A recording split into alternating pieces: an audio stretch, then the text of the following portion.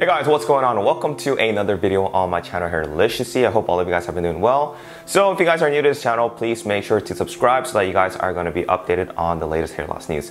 Before I get started, I wanted to share with you guys my Microneedling Pen, also known as a DERMA pen. This is the one that I sell on my website at HAIRLICIOUSLY.com. A microneedling pen is known to help promote hair growth up to 4 times, and there's a lot of scientific studies that back this up. One of the things that's good about this microneedling pen is that it's automated, it's wireless, and it's also known to increase collagen production. It also allows better blood flow into the scalp so that the nutrients can get into the hair follicles. And last but not least, it actually increases the hair growth stem cells for increased hair follicles. And also, for those who have purchased it and have been waiting, thank you very much for all of your patience. I did ship all of the orders out. And I also have my shampoo that's going to be released in a few weeks along with the hair topical. So one of the things that I really have been focusing on was one of the ingredients known as a Colonia cava. I did talk about it in some of my videos before this. But the thing that's different from mine is that I'm actually using up to 92% of pure Colonia cava of the polyphenols, which are the main ingredients that are known to increase hair growth. I think there's one other topical that actually includes Colonia cava, but I don't really know the concentration of polyphenols. But the polyphenols that I'm using for Colonia cava have actually been proven by a third-party lab, so I can actually provide the paperwork and show you guys that this is the amount of polyphenols that is included. I'm almost done with all of the packaging and everything like that, so I will give you guys an update once everything is ready to be shipped out. Alright, so without further ado, today's video is going to cover the topic of body hair transplants on the scalp to treat male pattern baldness. Body hair transplants, commonly known as BHT, involves extracting various body hairs via FUE from areas not limited to the beard, the arms, the back, chest, the legs, and some people even do use pubic hair and armpit hair.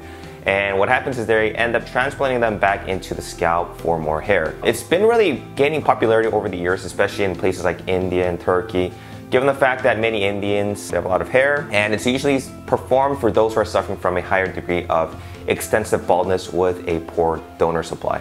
And as you know, the only place on the scalp that is really known to be DHT resistant for most people is going to be in the back of the scalp, also known as kind of like the horseshoe region. So for those who are really suffering from extensive types of hair loss, this means anyone who's suffering from a Norwood 5 and up, they may actually be better candidates since they don't have enough scalp hair for an FUE procedure. Body hairs have different textures, they also have different lengths depending on where you get the hairs from. There's different phases of the anagen, catagen, and telogen phases.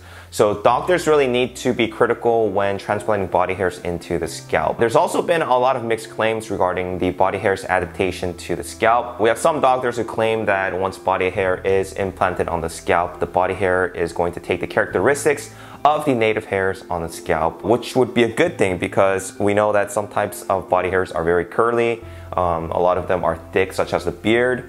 We have leg hair, which is a lot more curly. So this is provided by the concept of recipient influence, which suggests that the dermis in the recipient zone exerts influence on the growth patterns of transplanted hair. And later you'll see that throughout this video that the body hair transplanted on the scalp is going to go ahead and grow longer and thicker. So some of the best body hair transplant results come from the beard and chest hair based on some of my research. But patients still end up using, body hairs from different parts of the body because they either lack body hair or they lack beard hair. Good thing about beard hair particularly is the fact that it grows thicker in comparison to the scalp hair. And it actually might be a good thing to use for the scalp to increase density in the mid-scalp and the crown region. Obviously, you guys don't want to do this on the hairline because the hairline has to be soft and it has to be a lot more thin hairs compared to the hairs that we have in the back and also compared to beard hair. Some of the issues that arise when it comes to body hair transplants is that, like I said, the body hairs tend to lie more superficially in the dermis than the scalp. And they're also going to be anchored a little bit deeper, which also increases the transection rate, which ultimately is going to lower the graft survival rate. There's actually a study done on one individual. He was 63 years old, on a male, who had extensive baldness, and he wanted to proceed with a body hair transplant despite the fact that he's been advised against a hair transplant. And so a test was first performed via FUE to determine its feasibility with about 400 grafts from the chest. And after 5 months and satisfactory growth, a larger procedure was planned. So the crazy thing is the man ended up with various body hair transplants, including his chest, his back, his abdominal area, his arms, thighs, I think also his legs, I'm not sure. but he got a whopping total of 9,000 grafts, which is about anywhere from 27,000. Well, actually, 9,000 grafts would be more like 9,000 to 10,000 grafts because a lot of them are going to be single grafts. So one of the crazy things about this study was that the transection rate for all of the regions where the hairs were extracted on his body were over 13%. So 13% transection rates and even as high as 32.7. So 32.7 is like 1 out of 3 hairs are going to result in non-growth. And that was actually from the back. So to give you guys a good comparison on scalp hair, normally a good FUE procedure that's done is going to give you a transection rate of anywhere from 5 to 7%. So body hair transection rates are just nuts because of the fact that they are so much more difficult to extract due to its various characteristics. He did end up extracting the body hair grafts, which were then transplanted into the scalp, and they reached a length of about 3 to 4 centimeters by month 8. So here are some before and after photos of the subject.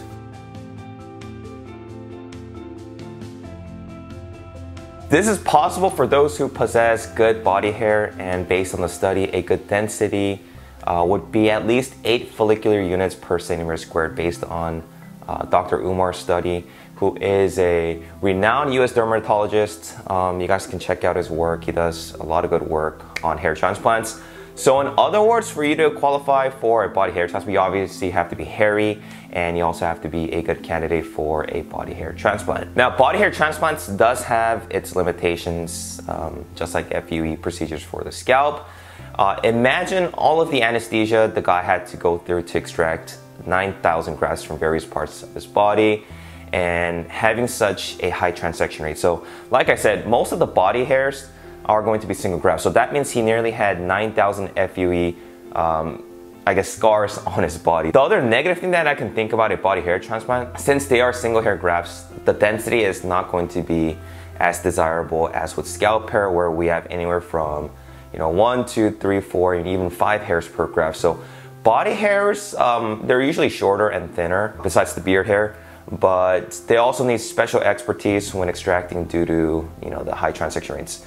And the thing is, we really don't know enough information about the long-term effects of body hair, and so we don't know if they're actually going to fall out after a certain period of time. But like I said, they do have different phases, so it's not going to be the same as scalp hair. There's also not too many doctors who specialize in body hair transplants, but there is a doctor by the name of Arvind Paswal from India who has probably become one of the best experienced surgeons when it comes to body hair transplants. So here is an example photo of Dr. Paswal's patient who had a body hair transplant due to extensive hair loss. As far as pricing, obviously body hair transplants are going to be more pricey than the regular scalp FUEs. Some places like in India are a lot cheaper, but they charge anywhere from $1.50 to $2 per graft for a body hair transplant, and similar prices in Turkey. While in the US, it can go upwards to $10 to $12 per graft. And that's with one hair. So I would really hold off doing a body hair transplant unless you are 100% lacking donor scalp hair and you just feel that you really need to get a hair transplant, and you can accept the risk that there is always a possibility that your hair is going to have some weird length and texture and characteristics. And who knows, it might end up, you might end up having pubic textured or characteristic like hair on your scalp. The hairline, since it's most likely going to look unnatural if you guys do end up using body hair transplants, I think it's going to be best used in conjunction with regular scalp hair if you guys have some scalp hair to use. Body hair transplants should be more used as a supplement to add in density versus, like starting from scratch just solely from using body hair transplants. So body hair transplants, I think, are never going to look natural and dense. Your baldness has gone to a level where it's just beyond repair. You might think that you can get a full head of hair extracting 9,000 grafts, but I never think that it's gonna ever look natural. Share with me your thoughts on body hair transplants and let me know if you guys would do it if given the opportunity. But like I said, thanks for watching, guys. If you guys have any questions, please make sure to leave me some comments below, and I'll talk to you guys next time. Take care.